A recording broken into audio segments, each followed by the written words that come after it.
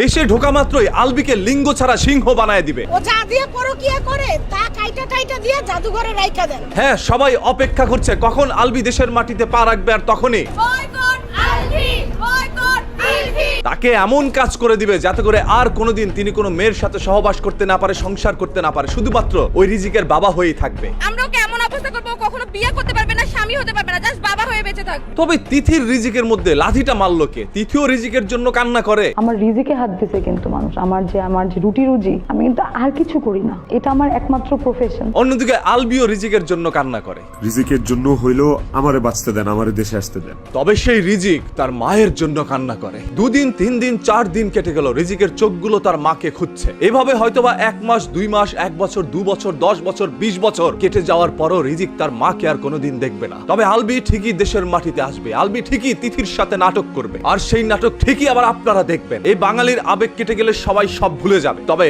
সেই ছোট্ট রিজিক তার মাকে ভুলতে পারবে না। তাকে যদি পুরো দুনিয়ার আনন্দ সামনে এসে রাখেন, তারপরও সেই ছোট্ট রিজিক তার মাকে খুঁজে বেড়াবে। মানে কতটা অসভ্য আর নোংরা মেন্টালিটির হইলে সে মারা গেছে ওয়াইফ, তার দোষ ধরতেছে এখানে। আরেকটা আছে তিথি, এটা দেখ, এটা নায়িকা না এটা কাজের স্ত্রী, আমি বুঝি না। আপনারা সবাই এখন আলবির বিরুদ্ধে কথা বলছেন, অনেকেই বলছেন আলবির কঠিন থেকে কঠিন সাজা দিবেন। আলবি আর তিথিকে সর্বোচ্চ শাস্তি দেওয়া হোক। আলবিকে আর তিথিকে এই মিডিয়া জগৎ থেকে বয়কট করে দেওয়া উচিত। তাকে লিঙ্গ ছাড়া সিংহ বানায় দিতে পারেন, পরকিয়া করতে না পারে সেই জন্য ওর জিনিসপত্র কাইটা দেওয়া উচিত। তবে এতে আলবির কিচ্ছু হবে না। যা কিছু হওয়ার ওই রিজিকের হইছে, যা কিছু হওয়ার ইকরাপুর পরিবারের হইছে। আরে যেই স্বামী তার স্ত্রী চলে যাওয়ার পরও দেশের মাটিতে পা রাখে নাই, নিজের জীবনের ভয়ে সে কোনো স্বামী হতে পারে না, সে কোনো বাবা হতে পারে না। যে ভালো হাজবেন্ড হইতে পারে না, সে কোনদিন ভালো বাবা হইতে পারে না। ইতিহাস দেখেন আপনারা। আলবি দেশের মাটিতে পা না রাখলো ঠিকই, কিন্তু তিথি দেশের মধ্যে চলে আসছে। তো আমার তো এখানে কোনো দোষ নাই, আমি কেন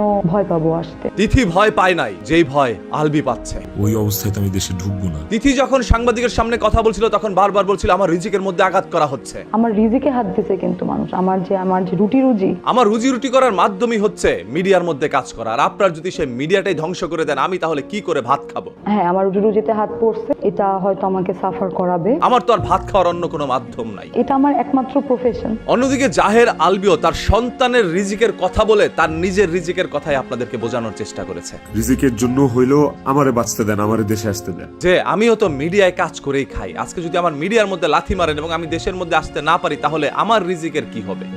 দুজনের রিজিক নিয়ে ভাবছে। আমার রিজিকে হাত দিছে কিন্তু, রিজিকের জন্য হইলো এটা হয়তো আমাকে সাফার করাবে। আচ্ছা, তিথি আপুর কথা একটু বলি। যেই তিথি আলবির সাথে নাকি পরকীয়া প্রেমে লিপ্ত, তবে তিথি সেটা অস্বীকার করেছে। তিথির সাথেও আমার খুবই ভালো একটা বন্ডিং ক্রিয়েট হয়েছিল। যেহেতু অভিযোগ উঠেছে সেহেতু বলতে চাই, যদি তিথির সাথে সেই আলবির আসলে ভালো সম্পর্ক থেকে থাকে, তাহলে সেই আলবির স্ত্রী দুনিয়া থেকে চলে যাওয়ার পরে তিথির মুখটা থাকতো অন্ধকার। তবে আলোকিত উজ্জ্বল মুখেই তিনি বারবার হেসেছেন সাংবাদিকদের সামনে প্রশ্নের উত্তর দিতে গিয়ে। আর এতেই প্রমাণ করে দেয় তিথির একটুও খারাপ লাগে নাই ইকরা দুনিয়া থেকে চলে যাওয়ার কারণে। বাট আমি তো তাকে গিয়ে মারিনি, তো আমার তো এখানে কোনো দোষ নাই। তিথির মতো মেয়েরা হচ্ছে অনেক বেশি কুলাঙ্গার। আজ বাংলাদেশের অসংখ্য সংসারের মধ্যে এই ধরনের ঝামেলাগুলো হচ্ছে। স্ত্রী বলছে আমিও ইকরাপুর মতো করে চলে যাব, তখন কি করবা? এই যে এইগুলো হচ্ছে ইন্সপিরেশন। সোশ্যাল মিডিয়ার মধ্যে মানুষ কাউকে ইনফ্লুয়েন্সার মানে, এবং তিনি যেটা করে তার কাছ থেকে অনুকরণ করে নিজেও সেটা করার চেষ্টা করে। আজ ইকরা আপু দুনিয়া থেকে চলে গিয়েছে, এখন অসংখ্য মেয়েরা ভাবছে আমার সংসারের মধ্যে তো শান্তি নাই, আমার স্বামীও হয়তো বা পরকিয়া করে, আমি বেঁচে থেকে কি করব?